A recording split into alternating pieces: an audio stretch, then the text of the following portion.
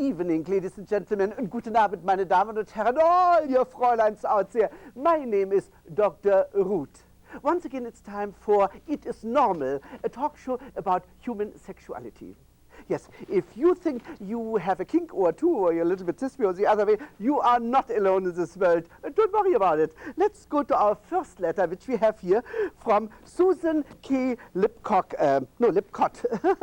She says, Dear Dr. Root, I write to you with a terrible problem. As sick as it sounds, I have found that I get terribly aroused by bestiality. I grew up on a horse farm, and I remember even as a little girl, I would get turned on by horses mating. Oh, I remember very well. When I was a little girl, I also had a white horse. Ach, was ein großer Pferdeschwanz das war. Ach, so anyway, here we are. Now it is out of control because not even my husband turns me on anymore as much as our Great Dane Tiny. I feel cheap and disgusting. What should I do? Dear Mrs. Lipcock, don't be too hard on yourself. You see, we humans, we have all kinds of different sexual appetites. There is no need to be so severe with yourself. Do you remember Katharina the great Russian empress? Yes? My guess is that there are many, many Fräuleins out there who do the same thing that she was into. They just don't make history books. It is normal, Mrs. Lipcock. Don't be such a silly cow. Yes, and when you go next time into the stallion barn and you see a white horse, just give my love to it and say, I'm getting so carried away sometimes. So now our letter number 2 is from Mr. What is his name? Stupenstein. Yes, Mr. Stupenstein. He says, Dearest Dr. Root, oh, what a sweetheart he is. I have a big problem. I have the obsession with looking through the keyhole and watching my parents doing the wild thing. It turns me on tremendously. Oh, little boy, it was the same thing. I am a 42-year-old man, and I'm living still at home, and I am not even interested in women yet. Mr. Stupenstein, don't be too harsh on yourself. Isn't this supposed to be a time of family values? Well, incest is a game the whole family can play.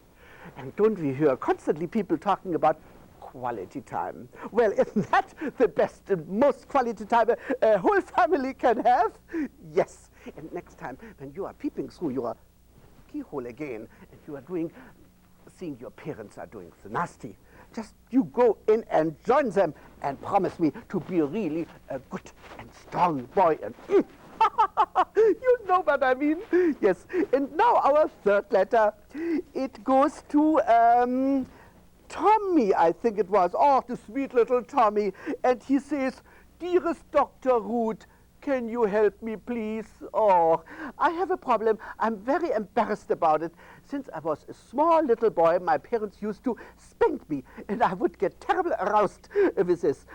Now I'm a grown-up person, and I cannot get aroused unless I get a good hard spanking on my bottom.